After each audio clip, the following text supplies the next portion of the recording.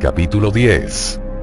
Cuanto más se alejaban de la parte delantera del edificio, más respirable era el aire, y Rebeca se sintió aliviada. Había estado a punto de vomitar por el olor, un hedor rancio que casi era palpable, como si fuera una entidad en sí mismo. Comenzó a pensar de nuevo en el Dr. Nicholas Griffith mientras atravesaban en silencio al pasillo iluminado, y recordó la historia sobre las víctimas del virus de Marburg. Aunque no tenía pruebas con respecto a la responsabilidad de la matanza de los trabajadores de Umbrella, no podía evitar pensar que él era el causante e inductor. Pasaron por varias habitaciones abiertas a ambos lados del pasillo, todas tan vacías y tan frías como el edificio que acababan de abandonar. También pasaron junto a una puerta de salida al otro extremo del bloque y, finalmente, después de doblar otra esquina del pasillo, llegaron a una puerta marcada con la letra A, y bajo ella, los números 1, 4. Bajo los números había 3 triángulos, cada uno de un color diferente, rojo, verde y azul. David abrió la puerta. Se trataba de una estancia mucho más pequeña, que apenas iluminaba la bombilla halógena de la linterna. Steve encontró los botones de la luz, y descubrieron que había otras 2 puertas, una a cada lado. Rebeca observó que había más triángulos de colores en la puerta de la derecha, pero ninguno en la de la izquierda. Yo efectuaré la prueba, dijo David. Steve, tú y Rebeca revisad la otra habitación. Nos encontraremos aquí. Rebeca asintió, y Steve hizo lo propio. Estaba un poco pálido, pero también parecía mantener el control, aunque bajó la vista cuando se dio cuenta de que ella lo estaba mirando. Comprendió lo que le ocurría, probablemente estaba avergonzado de haber vomitado la cena. Abrieron la puerta y entraron en otra habitación sin ventanas, tan calurosa y con el ambiente tan cargado como el resto del edificio. Rebeca encendió las luces y ante sus ojos apareció una oficina bastante grande repleta de estanterías. En una esquina había una mesa escritorio de metal, un mueble archivador con los cajones vacíos abiertos de par en par. Steve suspiró. Parece que aquí tampoco vamos a tener suerte, dijo. ¿Prefieres la mesa o las estanterías? Supongo que las estanterías, repuso Rebeca encogiéndose de hombros. Mejor, dijo él, con una sonrisa tímida. Tal vez encuentre unos caramelos de menta para el aliento o algo parecido en los cajones. Rebeca sonrió a su vez, contenta de que hubiera hecho aquel chiste. Déjame uno para mí. Antes logré tragármelos, pero también estuve a punto de largarlos junto con el desayuno. Se cruzaron una mirada mientras seguían sonriendo. Rebeca sintió una ligera oleada de excitación recorrerle el cuerpo mientras el momento se alargaba, mientras el instante duraba unos cuantos latidos más de lo que debería durar una mirada casual. Steve fue el primero en apartar la mirada, pero su rostro ya tenía mejor color, y sus mejillas incluso estaban un poco sonrosadas. Estaba claro que existía una atracción, y que esta era mutua. Y desde luego, es el peor momento y el peor lugar para pensar en ello, le regañó su mente racional. Olvida toda esa mierda, e inmediatamente. Los libros trataban de todo lo que ella se esperaba, si tenía en cuenta lo que había leído sobre las triescuadras y Umbrella Química, biología, un grupo de tomos encuadernados en cuero que trataban sobre la modificación del comportamiento, varias revistas médicas. Mientras Steve rebuscaba en los cajones de la mesa, a su espalda, recorrió la hilera de libros con un dedo, empujándolos hacia la pared para separarlos entre sí mientras leía los títulos en los lomos, con la esperanza de que hubiera algo oculto entre ellos o detrás de ellos. Sociología, Pavlov, psicología y psicología, patología. Se detuvo y frunció el entrecejo al ver un delgado volumen metido entre 2 libros mucho más gruesos. No tenía título. Lo sacó y sintió que el corazón se le aceleraba cuando lo abrió al ver la letra puntiaguda con la que habían escrito. Era un diario. Retrocedió a la primera página y leyó el nombre Tomatens escrito con letra muy clara. Es uno de los nombres de la lista de Trent. Es uno de los investigadores. He encontrado un diario, dijo. Pertenece a uno de los tipos que aparecen en la lista de Trent, un tal Tomatens. Steve levantó la vista y por sus ojos pasó un relámpago de interés. ¿De verdad? Vete a la última página. ¿Qué fecha pone? Rebeca pasó las páginas hasta llegar a la última. 18 de julio, pero no escribía todos los días. La fecha anterior es 9 de junio. Lee la última anotación, indicó Steve. Quizá nos diga qué está pasando. Rebecca se acercó hasta la mesa y se apoyó en ella, aclarándose la garganta. Sábado, 18 de julio. Ha sido un día largo y ridículo, el colofón de una semana larga y ridícula. Juro por Dios que le voy a meter una paliza a Luis si convoca otra estúpida reunión. La de hoy era para decidir si incluíamos o no otro escenario en el programa de las Triescuadras, como si necesitásemos otro. Lo único que quería era que su nombre apareciera en el acta de la reunión, y el resto fue la parrafada habitual: la importancia del trabajo en equipo, la necesidad de compartir la información para que todos podamos estar en el camino correcto. Jesús, es como si no pudiera vivir con la idea de que hubiera una reunión mensual y no apareciera su nombre en el resumen. Y no ha logrado una mierda desde el desastre de los +7, y lo único que ha intentado es convencer a todo el mundo de que la culpa la tenía la doctora Chin. Y eso que no le gusta hablar mal de los muertos. Santurrón gilipollas. Alan y yo estuvimos ayer hablando de los implantes, y ese tema va sobre ruedas. Va a escribir una propuesta sobre ello esta semana, y no vamos a permitir que Lois la toque. Con un poco de suerte, nos darán luz verde al final de mes. Alan tiene la sospecha de que los chicos de la oficina central querrán que lo hagamos sin que Birkin lo sepa, aunque solo Dios sabe por qué. A Ben no le importa una mierda lo que estemos haciendo aquí. Se conforma con ser el más brillante e inteligente. Tengo que admitir que estoy deseando ver su próxima síntesis, quizás podamos subsanar alguno de los fallos en las Triescuadras. Tuvimos un pequeño susto en el miércoles, en el 101. Alguien dejó abierto el refrigerador, y Kim jura una y otra vez que faltan productos químicos, aunque empiezo a creer que ha vuelto a contar mal. Es difícil creer que ella esté a cargo del proceso de infección. Esa mujer es una cabra loca y es condenadamente descuidada a la hora de mantener limpio el equipo. No me explico cómo es que no ha infectado a todo el equipo de investigadores. Dios sabe que hay material de sobra para ello. Debería ir a ver a D para asegurarme de que todo está listo para mañana. Tengo una nueva cepa, y Griffith en persona me ha pedido ver el proceso. Es la primera vez que sale del laboratorio desde hace semanas. De hecho, es la primera vez que se interesa por lo que estamos haciendo los demás. Sé que es una estupidez, pero aún así quiero impresionarlo. Es tan brillante como Birkin, aunque sea a su modo tan inquietante. Creo que incluso intimida a Luis, y este es demasiado estúpido como para sentir temor. Seguiré escribiendo. Las páginas restantes estaban en blanco. Rebecca levantó la vista hacia Steve, sin saber qué decir. Su mente trabajaba a toda velocidad para obtener retazos de información útil a partir de aquel desahogo mental.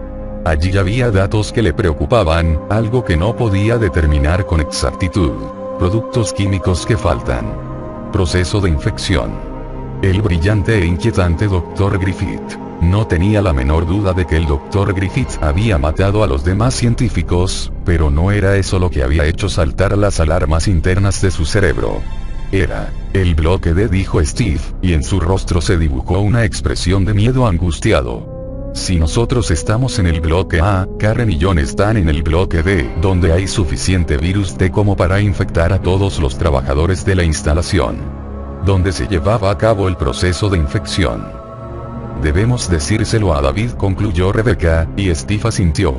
Ambos se apresuraron a salir de la habitación.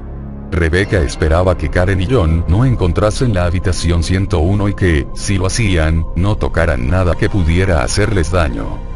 La sala de pruebas era grande, y 3 de las paredes estaban cubiertas por cubículos abiertos por un lado. En cuanto encendió las luces, David vio que las pruebas estaban numeradas y coloreadas con toda claridad, con los símbolos pintados en el suelo de cemento delante de cada una de ellas. Todas las pruebas de la serie roja estaban a la izquierda, más cerca de la puerta. Vio bloques de colores brillantes y trozos de madera de formas sencillas encima de la mesa de cada cubículo mientras pasaba caminando a su lado en dirección a la parte trasera de la habitación. La serie verde estaba en la pared opuesta, pero no le prestó atención. La pared trasera estaba marcada con triángulos azules, y la prueba número 4 estaba en la esquina derecha, la más alejada.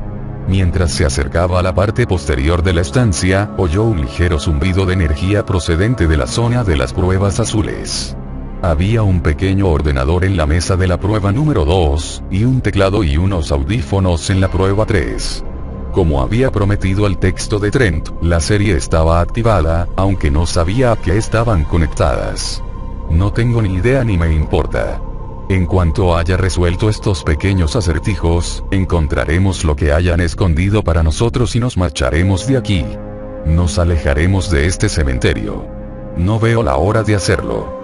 Ya había visto más que suficiente de la ensenada de Caliban.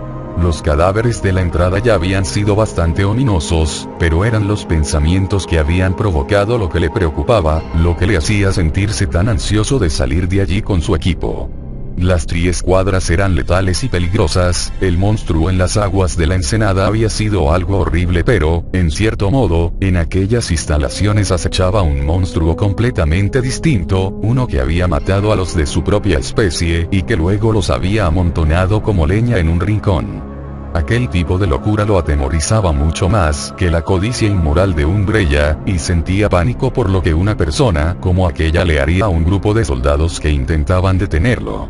Encontraremos el material, probablemente notas sobre un Breya, o quizás el propio virus, y luego saldremos pitando hacia la valla y nos alejaremos de toda esta locura.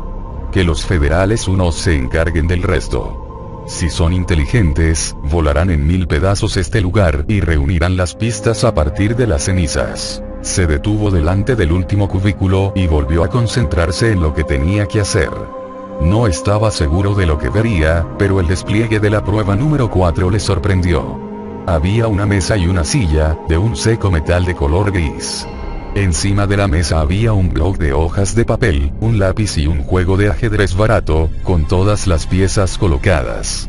Cuando entró en el cubículo, vio una placa de metal colocada sobre la superficie de la mesa, con una serie de números grabados en la placa. David se sentó en la silla, y observó atentamente los números.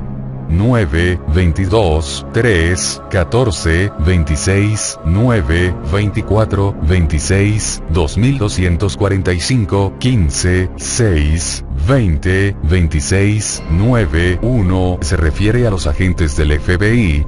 N. del T. Frunció el entrecejo y levantó la vista hacia el tablero de ajedrez, y luego miró otra vez los números. No había nada más que mirar, allí estaba todo lo relativo a la prueba. Recordó todas las pistas del mensaje de Amon, preguntándose cuál de ellas sería la respuesta. Era la de letras y números a la inversa o la de no contar. Allí no había nada que hiciera referencia a un arco iris, así que tenía que ser una de esas dos. Si las pistas están en el mismo orden que las pruebas, se trata de la inversión de letras y números. ¿Pero qué letras? Aquí no hay letras. David sonrió de repente mientras meneaba la cabeza. Los números de la placa de metal llegaban solo hasta el 26, era un código, y muy sencillo. Tomó el lápiz y escribió rápidamente las letras del alfabeto 1, y luego las numeró hacia atrás. A era 26, B era 25, y así hasta llegar a la Z, que era la letra número 1. Miró alternativamente el papel y la placa, y comenzó a escribir los números y a descifrar el mensaje. 7M. La última letra era otra R. Miró al papel donde estaba escrita la frase y luego el tablero de ajedrez. Parecía que alguien tenía cierto sentido del humor. Rex marca el lugar. Rex en latín era rey. Las blancas siempre mueven en primer lugar, así que, extendió la mano y tocó el rey blanco. En cuanto sus dedos entraron en contacto con la pieza, esta se giró y quedó orientada hacia la parte trasera del tablero. Simultáneamente oyó una suave tonadilla musical procedente de algún lugar por encima de su cabeza. Levantó la vista y vio un pequeño altavoz en el techo. No ocurrió nada más. Ni hubo luces parpadeantes, ni se produjo la apertura de un compartimiento secreto, ni las paredes se alzaron para revelar un pasadizo oculto. Al parecer, había superado la prueba. ¡Qué poco emocionante! Le pareció que era una prueba tremendamente complicada para algo tan supuestamente estúpido como las unidades de las triescuadras, unos zombies sin mente, aunque quizás los investigadores habían desarrollado planes para algo distinto, algo inteligente. Era una idea inquietante, y no quería ni pensar en ella. Se levantó y se dirigió hacia la parte delantera de la estancia. En ese momento, la puerta se abrió de golpe y Rebecca y Steve entraron a la carrera, ambos con expresión de temor en el rostro. ¿Qué pasa? Rebecca agitó el pequeño libro en la mano y comenzó a hablar con rapidez. Hemos encontrado un diario. Dice que la cepa del virus que se utilizaba para infectar a las 3 escuadras se encuentra en el bloque D, en la habitación un ceñido al alfabeto de la lengua inglesa, puesto que parece más lógico en virtud del contexto. N del T. 101. Puede que no pase nada, pero si Karen o John tocan algo que haya quedado contaminado. Ya había oído lo suficiente. Vamos. Ambos se giraron y comenzaron a seguirlo cuando pasó a su lado para encabezar la marcha y deshacer el camino que habían recorrido hasta allí, mientras sus pensamientos se sucedían sin tregua. Habían pasado de largo al lado de una entrada al otro extremo del edificio. Podría enviar a Rebecca y a Steve al siguiente bloque mientras él se acercaba al bloque D, tal como habían planeado de antemano, solo que ahora tenía que ir muchísimo más rápido, además de llevar consigo el tremendo y horrible temor de que 2 miembros de su equipo podían entrar en contacto de forma accidental con el temible virus T. Eso no va a ocurrir, porque son muy cuidadosos. ¿Qué posibilidades hay de que uno de ellos se corte y luego toque algo en una estancia que tiene que estar marcada para indicar que es un laboratorio? Los hechos tranquilizadores no calmaron sus temores. Todos se apresuraron a llegar a la salida, mientras un nudo de miedo se aposentaba en el fondo del estómago de David. Estaban de pie en un corredor en el centro del bloque D, escuchando en silencio para oír el sonido que les indicaría que David había llegado. Podrían percibir cualquier ruido procedente de cualquiera de las 3 puertas que daban al exterior desde el lugar donde se encontraban. Después de comprobar que en el edificio no había ningún peligro y de encontrar la sala de pruebas, Karen y John habían abierto todos los pasillos que llevaban a las puertas de salida. Karen echó un vistazo a su reloj y se frotó los ojos. Se sentía un poco cansada por todo lo que había ocurrido a lo largo de aquella noche, y también un poco enferma por lo que había visto en la habitación 101. Incluso John parecía extrañamente tranquilo y, desde luego, estaba mucho más callado que de costumbre. No había gastado ni una sola broma desde que habían salido de aquella estancia para dirigirse hasta donde estaban esperando a David. Quizás está pensando en la camilla, con las cuerdas manchadas de sangre. O en las jeringuillas. O en el equipo quirúrgico metido en el fregadero. Habían encontrado la sala de pruebas en primer lugar, una gran estancia repleta de pequeñas mesas, cada una de ellas marcada con números entre el 1 y el 8. Karen había quedado algo decepcionada al ver que la prueba número 7 de la serie azul no era más que un puñado de fichas de colores con una letra escrita en cada una de ellas. La mitad de ellas estaban boca arriba y no querían decir nada. Todos los colores correspondían a los del arco iris, aunque había 2 fichas violetas adicionales en el montón. Como no podían tocar nada hasta que David hubiera realizado la primera prueba, se dio la vuelta a regañadientes y sugirió que quizá deberían registrar el resto del edificio. Habían atravesado un par de habitaciones vacías y una atestada sala de café, donde habían encontrado una caja de bollos increíblemente duros y poco más. En el laboratorio químico habían encontrado los mejores indicios sobre el tipo de lugar que habían creado los directivos de Umbrella. Y aunque Karen no creía en fantasmas, la estancia le había hecho experimentar una sensación como jamás había tenido antes. El lugar estaba maldito. Así de simple, maldito por los sentimientos de miedo y por la precisión fría y nazi de unos científicos que cometieron atrocidades contra seres de su propia especie. ¿Estás pensando en esa habitación?, preguntó John en voz baja. Karen asintió, pero no dijo nada. John pareció percibir su deseo no expresado en voz alta de que no quería hablar sobre ello, y Karen se sintió agradecida por ello. La única sensación agradable para ella en ese momento era el peso de su amuleto de la suerte en el interior de su chaleco. Deseaba poder sacarlo para sentirse reconfortada por el recuerdo de su padre y las misiones llevadas a cabo con éxito. Cualquier cosa que le quitara de la cabeza aquella habitación. El signo en el exterior de la puerta de la habitación 101 indicaba claramente que existía peligro biológico en aquel lugar. Ella y John habían discutido brevemente sobre la posibilidad de entrar. Él argumentaba que era peligroso entrar en una zona que quizás estaría contaminada, y Karen había insistido en que ninguno de los dos tenía cortes o roces profundos en la piel y que podrían encontrar alguna información sobre el virus de que podrían llevarse con ellos. La verdad era que ella no podía dejar pasar de largo una oportunidad como aquella. Necesitaba saber lo que había detrás de esa puerta, porque estaba allí, porque si no la abría, no se quedaría tranquila. John había accedido por fin y habían entrado, pasando en primer lugar por un corto pasillo que estaba cubierto con hojas de plástico grueso. Por encima de sus cabezas vieron unas bocas de ducha, y en el suelo un agujero de desagüe. Estaba claro que era una zona de descontaminación. Una segunda puerta, algo más pequeña, llevaba a una habitación que era el sueño de cualquier científico loco de las películas de terror. Cristal roto en el suelo, crujiendo bajo las suelas de las botas. Un vago olor a sudor provocado por el miedo, justo por debajo del acre y penetrante olor a lejía y a desinfectante. John encontró los interruptores de la luz, y antes incluso de que la gran estancia apareciera ante sus ojos, Karen sintió que su corazón empezaba a latirle con violencia.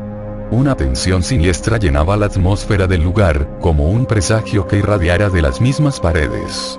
Se parecía a cualquiera de la docena de laboratorios en los que ella había trabajado: estanterías y armarios pegados a las paredes, un par de fregaderos de metal, una gran unidad de refrigeración en una esquina con un candado en el tirador.